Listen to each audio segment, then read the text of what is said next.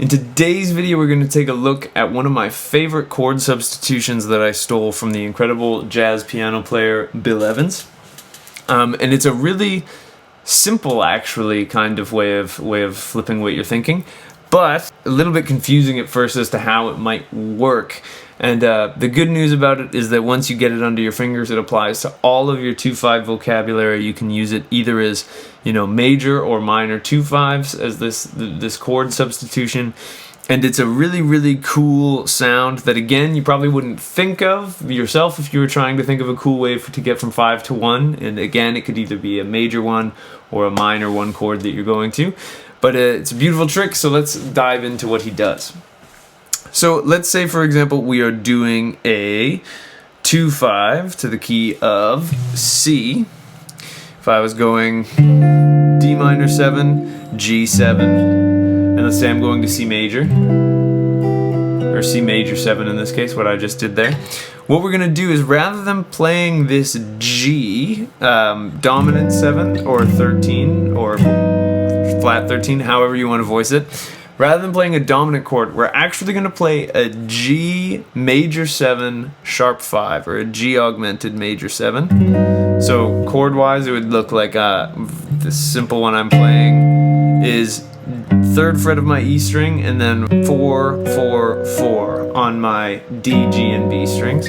So it would go D minor 7, and the reason that this maybe seems weird is that a lot of the time people say, like, oh, the major 7 on a dominant chord's a little bit spicy. It's a little bit of an interesting choice. But the reason that this works so beautifully is that when we do that G augmented, we basically have 5 in the key of C. That G is the root. And then this major 7 sharp 5 on top is essentially a B major triad. So the reason that this works and voice leads smoothly is that it's pretty much perfect voice leading, where if I took this B major triad and I dragged it up 1 fret, so literally everything slides up 1 fret, we get the effect of if it was voice leading, like it's perfect voice leading to that one. So we get 5 in the bass as our root note, and then we get this 7 major triad going up to 1. So this sound and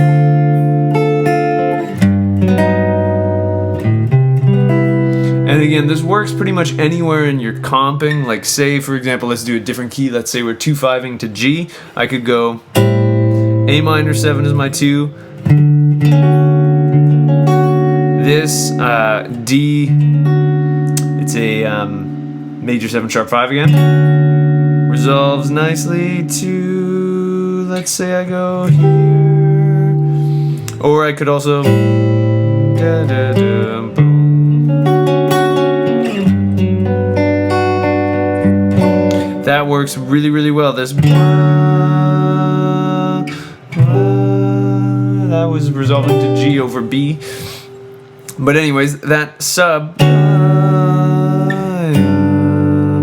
it's a really, really beautiful sound. And not only does it work in your chords, where here we're comping, like, hey, let's find one more, I guess. So let's say we go, maybe we go from this A minor 7 here, or let's pick a different key.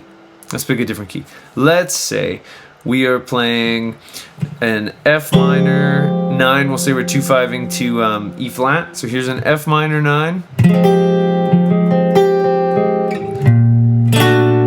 There's my B flat major 7 sharp 5, and this is gonna go. It's gonna resolve to my E. I played an E flat 6 9 there. So what did we get? We had.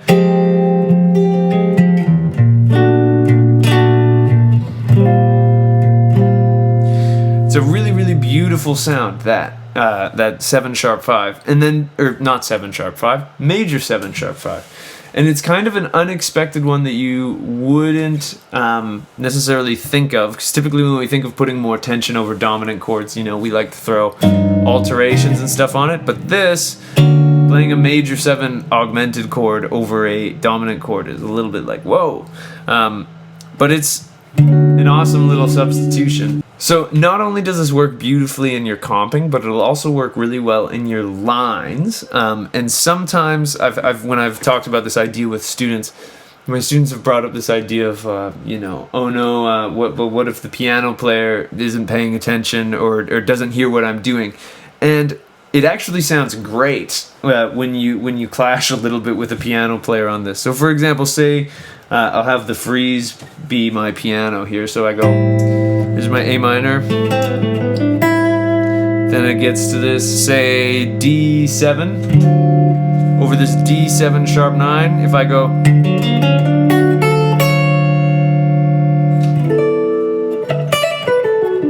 that sound, I'll do that again. So D altered chord happening.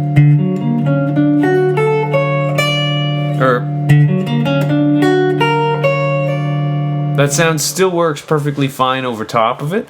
And it's a really, really dramatic kind of sound. So that was in the key of G. Maybe we'll do it in the key of E.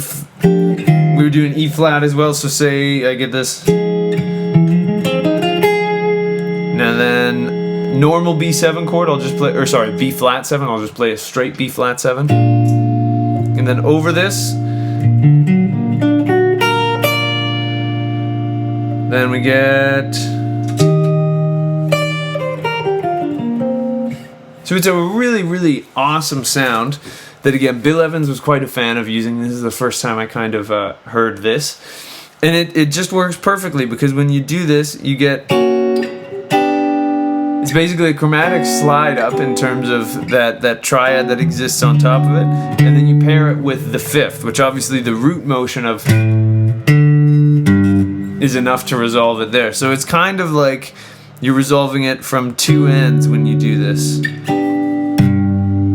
That's really, really beautiful. The root motion goes down and this 7 triad, 7 major climbs up. And so I just wanted to share this trick with you because it's a substitution that, and again, like say I said it works on major and minor. So really quickly, let me prove that point too. So say we have, let's say F minor 7 flat 5. Then it goes to some kind of B flat altered because we're going to E flat minor. There, if I go over top of this.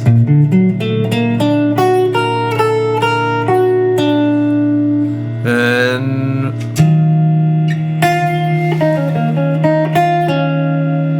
that kind of sound, it works over altered chords. So again, B flat altered. Then I hit.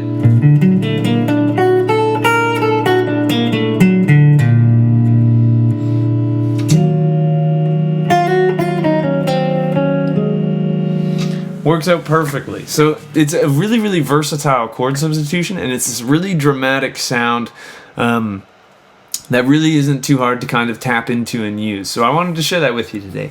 If you enjoyed this video, I'd really appreciate it if you could like and subscribe. It really helps me out more than you could know. If you'd like to take a guitar lesson with me, I'll have a link to the contact page on my website down below. I've been working a lot recently with some of you guys who found me through YouTube, and it's been really fun to connect with people all over the world.